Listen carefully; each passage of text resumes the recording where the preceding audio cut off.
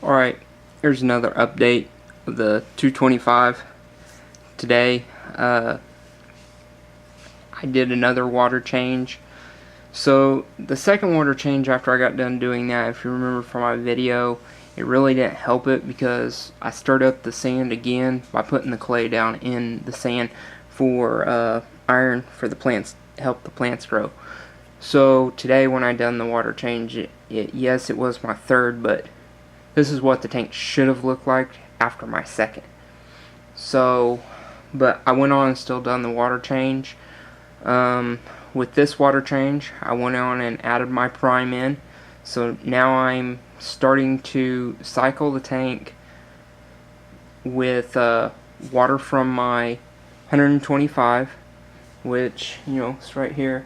So what I'm doing basically when I say that, water from my 125, I'm not taking, obviously a lot bigger of a tank. I can't just take and fill my tank from the 125 to fill the 225. So what I'm doing is I'm vacuuming out so many gallons of the gravel on the 125, and I pour that water into the 225. So that bacteria that I'm sucking up out of that is going into my 125. Now, yeah, I know that there is some trash and poop and just nasty debris that's going in here, but it's hurrying up the process of the cycling by putting the bacteria, the beneficial bacteria, in here.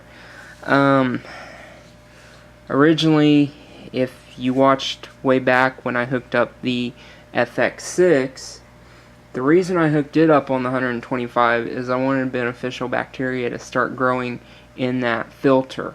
And my original plan was I was going to take my 305 and move it over here onto this tank for the first filter, and leave the FX6 on the 125 until I got all the fish over here.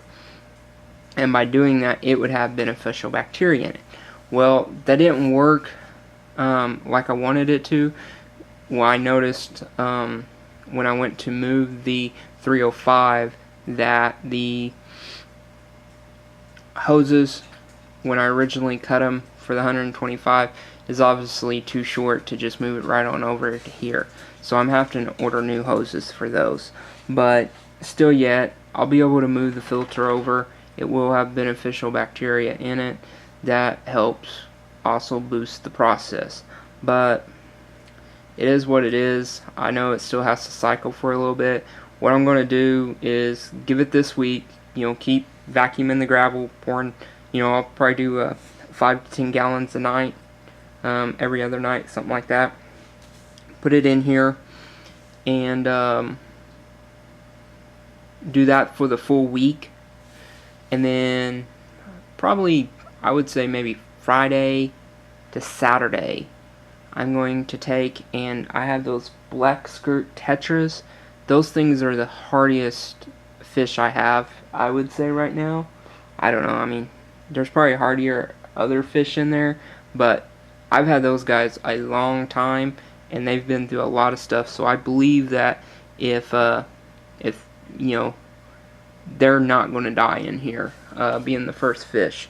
So Friday, Saturday, I'll probably put those guys over here, and then Sunday, I'll probably put the king tetras that I got in over here, and then maybe mid next week, Wednesday or so, I will do like my rainbows, and then 2 weeks from this weekend, I will do the other more delicate stuff like the angelfish, the rope fish, my knives, and then the Chinese algae eaters.